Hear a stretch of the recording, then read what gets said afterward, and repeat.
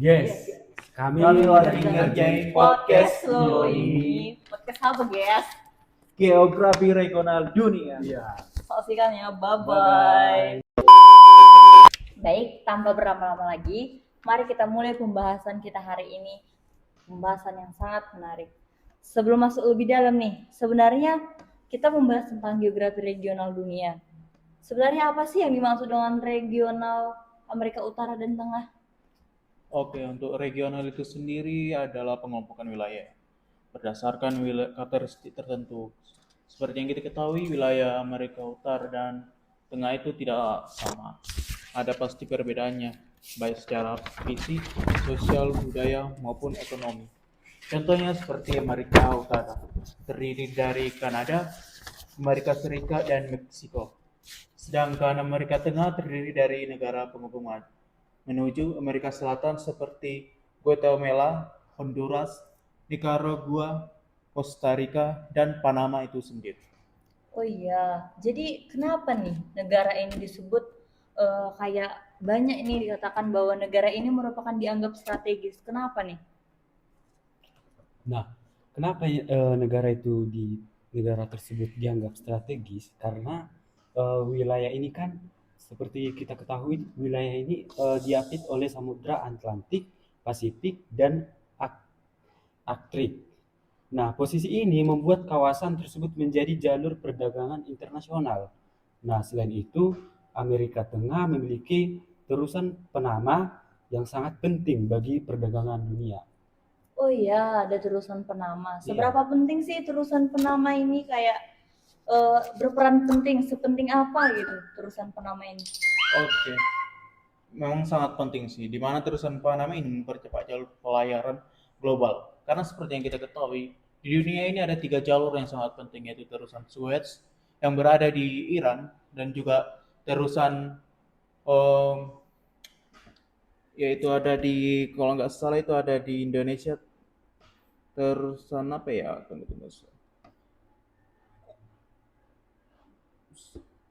Oke, saya agak lupa. Baru itu terusan Panama.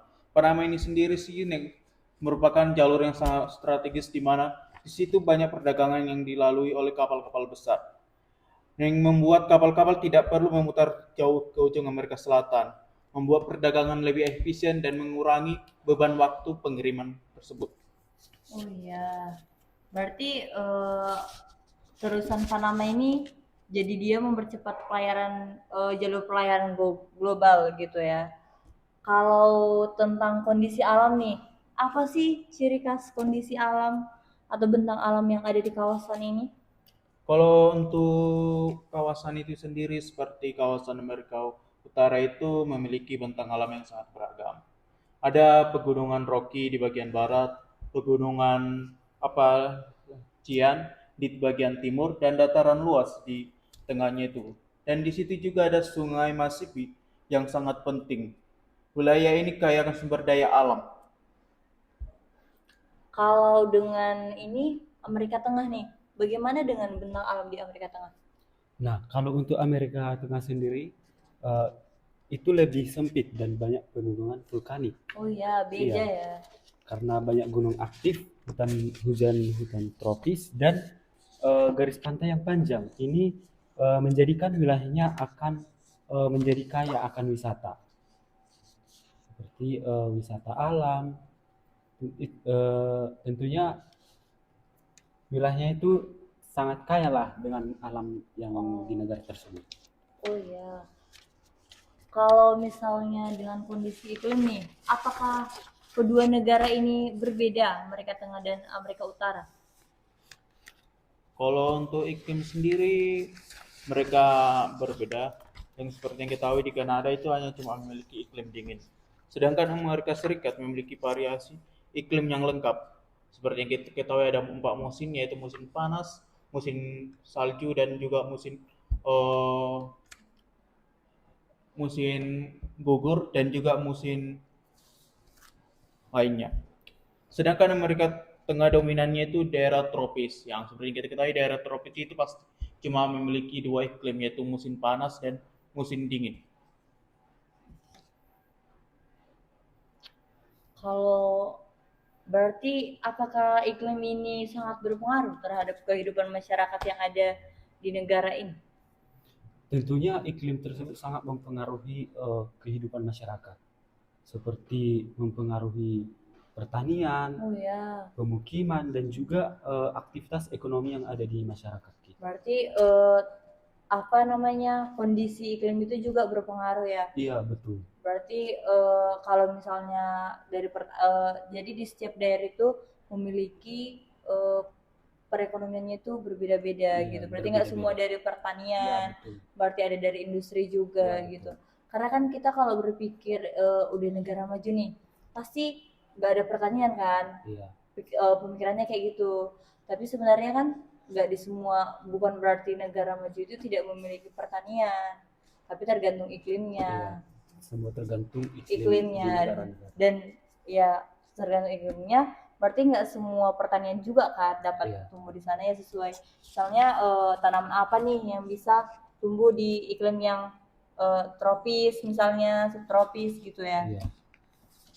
Kalau dengan karakter penduduk di kawasan ini, ciri-cirinya gimana sih? Kalau untuk karakternya sendiri, Amerika Utara itu sangat multikultural. Nah, Oh ya, banyak masyarakat berasal dari migrasi berbagai negara. Amerika Serikat dan Kanada menjadi contoh sebagai masyarakat multikultural. Sedangkan kalau Amerika Tengah itu sih lebih banyak dipengaruhi budaya asli seperti Maya, yang dimana mereka itu dulu dipengaruhi oleh budaya kolonial Spanyol yang dimana mereka pernah dijajah oleh negara tersebut, sehingga tradisi lokal itu masih sangat kuat untuk kehidupan mereka. berarti pengaruh budaya itu sampai sekarang masih berpengaruh gitu terhadap kehidupan masyarakat saat ini. Ya pasti, karena di mana orang yang dijajah juga pasti akan masih terbawa dalam kebiasaan mereka, seperti bisa mempengaruhi bahasa mereka, berbicara sesama mereka, dan juga tata cara makannya, tradisi dan cara hidup masyarakatnya juga pasti ada ikut dalam budaya orangnya Spanyol itu sendiri. Dan sedangkan budaya populer Amerika Serikat seperti film dan musik bahkan sangat berpengaruh secara global, Oh ya, secara mendunia. berarti pengaruhnya musik di Amerika ini kayak berpengaruh ke semua negara Iya, gitu betul. ya. Dia mempunyai pengaruh kuat Iya, terhadap negara-negara yang ada di dunia iya, ini betul. gitu ya. eh Bagus juga ya, berarti negara ini termasuk memang negara Iya, yang bisa sangat dikatakan berpengaruh sangat terhadap berpengaruh di negara negara-negara. maju ya. Ya seperti yang kita ketahui ini budaya K-pop orang itu kan memang udah terkenal lama.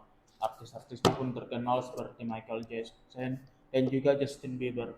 Karena pada dasarnya kan budaya mereka itu yang Amerika Serikat kan sudah kayak menyeluruh lah, udah suatu dunia mengenal.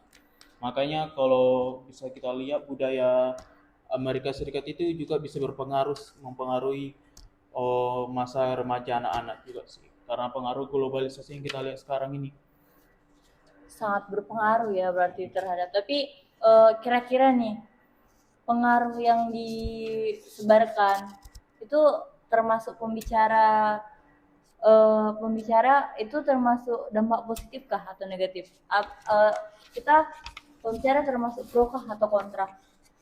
Kalau dilihat sih, kalau secara positif mungkin apa ya bisa mengubah pola pikir orang. Kalau berpakaian juga nggak perlu terlalu apa kali yo tertutup kali, tapi bisa masih apa agak terbuka, tapi tetap menyesuaikan dengan budayanya sendiri. Sendiri, Tapi tidak ada juga sih menghilangkan gitu ya. ada yang kontranya juga, di mana anak-anak muda sekarang yang kita lihat kan sekarang ini karena terpengaruh oleh budaya-budaya yang itu kan dia itu seperti kayak mana ya, kayak menghilangkan budayanya Budaya asalnya sendiri, tapi memakai budaya dari asli. negara barat gitu.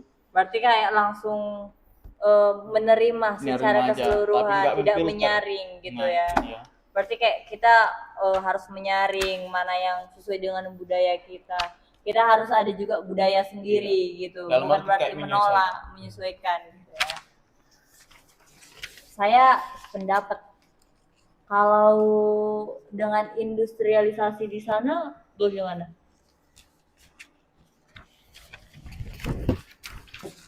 Kalau untuk industrialisasi dan teknologi memang sangat maju. Seperti yang kita ketahui kan Amerika itu sendiri kan untuk di bagian Amerika Utara itu kan dia memang sangat berpengaruh sih.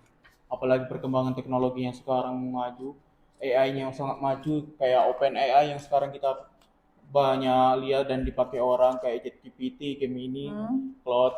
Itu juga merupakan bagian dari teknologi yang mereka buat. Sehingga industri mereka pun harus dipercepat kayak ditingkatkan lagi untuk perkembangan AI-nya itu. Apalagi yang seperti yang kita ketahui satelit-satelit orang tua bukan main sih. Kayak yang seperti Starlink yang Oh dimana ya, itu sangat sudah maju. berarti itu dari Amerika ya? Ya, itu mungkin susah sih untuk bersaing di negara mereka. Makanya mereka itu nggak heran sih kalau disebut jadi pusat ekonomi global karena di situ memang udah unggul secara militer, teknologi dan juga keuangan pun mereka ngontrol sih. Apalagi Kanada, Kanada juga saudara dekat orang itu juga memang sangat unggul baik di sektor energi dan pertambangan. Di mana orang itu sendiri memiliki pertambangan yang sangat hebat dan juga emasnya banyak dan juga ada permata yang keren lah, pokoknya bagus lah.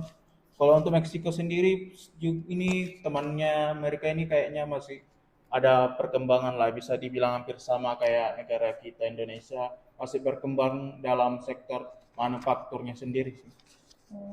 Kalau dengan ekonomi Amerika Tengah nih, bagaimana kalau dengan Amerika Tengah? Apakah sama dengan Amerika Utara?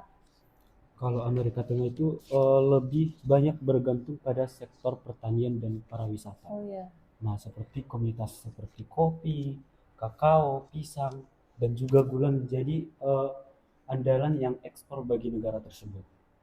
Nah, pariwisata juga menjadi salah satu pendorong ekonomi untuk negara tersebut yang mendorong eh, kekayaan alam bagi negara tersebut. Berarti walaupun sama-sama dikatakan dengan Amerika, tetapi Amerika Utara dan Amerika Tengah Itu ini berbeda. berbeda ya. Iya. Kalau dia di Amerika Tengah itu lebih ke pertanian. Iya, Kalau di pariwisata. Amerika Utara tadi dia teknologi gitu Iya. ya. Bisa dibilang itulah kota dari negara tersebut. Iya, betul. Kalau dari kesenjangan ekonomi nih, itu kan berbeda. Apakah ada kesenjangan ekonomi antara Amerika Utara dan Amerika Tengah? Kalau kesenjangan ekonomi ya pasti ada. Seperti yang kita tahu kan Amerika Utara itu jauh lebih maju. Karena kita tahu lah negara Amerika maju. Amerika Utara itu kan ada seperti Amerika Serikat, Kanada, dan Meksiko. Tapi di tiga negara ini ada dua yang sangat maju, yaitu Amerika Serikat sebagai teknologi yang selalu berkembang dan maju, dan juga Kanada sebagai kayak teman untuk Amerika itu sendiri dalam memajukan sektor perekonomiannya sendiri. Sehingga kalau kita lihat perbedaan dengan Amerika Tengah yang di mana ada Honduras, Bulgaria, ya itu kayaknya mereka masih berbeda lah dalam sistem pertanian mereka juga dan juga perekonomiannya. Kalau Amerika itu kan memang udah teknologinya sudah wakali, udah maju dan bagus untuk apalagi ada AI yang membantu pertanian mereka sendiri. Sedangkan kalau untuk Amerika Tengah kan itu masih berkembang gitulah. Jadi Tapi kayak ada kesenjangan memang sih. tapi bisa dibilang masih saling backup lah ya. Iya, kalau untuknya di Amerika Utara itu. Kalau tantangan utama nih di kawasan ini, atau apakah ada? Udah negara maju pasti udah nggak ada tantangan gitu kan? Apakah masih ada tantangan di negara ini? Untuk tantangan di negara itu masih ada ya, tentunya akan tentunya memiliki tantangan. Nah, tantangan utamanya pada negara itu perubahan iklim. Perubahan iklim menjadi tantangan terbesar bagi negara itu, seperti badai, kekeringan, dan juga kebakaran hutan yang meningkat pada negara itu. Bahkan negara maju pun masih memiliki banyak tantangan ya, apalagi negara yang belum maju, masih betul. negara berkembang gitu ya. Jadi dampak dari tantangan ini apa nih bagi negara ini?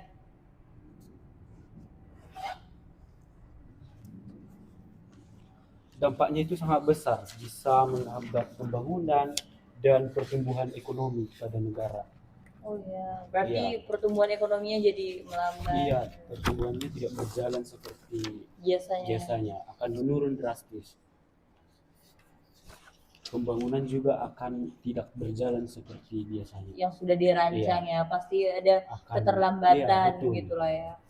Hmm. Kalau di ini kan sudah negara maju nih, sedangkan negara kita sendiri masih negara berkembang gitu kan. Kalau apa nih sebagai kita negara Indonesia, dari apa yang bisa kita pelajari nih, kita ambil dari kawasan yang sudah termasuk negara maju ini? Ya, pastinya seperti yang bisa kita ambil sih tentang pemanfaatan letak geografis untuk perdagangan internasional seperti yang ada di Amerika Tengah, yang dimana itu ada terusan Panama. Di mana terusan itu juga seperti penggerak perekonomian mereka sendiri, di mana kapal-kapal banyak berlayar juga. Tapi walaupun itu juga kan negara kita pun bisa meniru, tapi mungkin ada kendala juga karena nggak bisa terlalu belak-belakan ya, kayak yang ada di Selat Malaka. Sebenarnya negara kita bisa kayak mengutip uang masuk, tapi nggak mungkin lah, karena itu pasti akan kena sanksi. Berarti apa nih Bang yang dapat disimpulkan nih dari pembahasan kita ini? Dari Bang Joni dulu lah, apa yang bisa dapat disimpulkan Bang?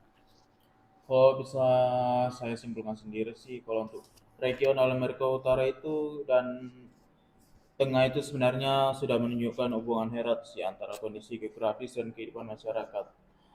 Tapi kalau lebih kita dalami, memang setiap apa itu negara bagian itu kan, atau seperti Amerika itu kan memang pasti ada perbedaan. Kalau kita lihat Amerika Utara itu, mereka itu seperti banyak negara-negara maju, sedangkan negara Amerika Tengah itu kebanyakan mereka itu lebih banyak negara berkembang.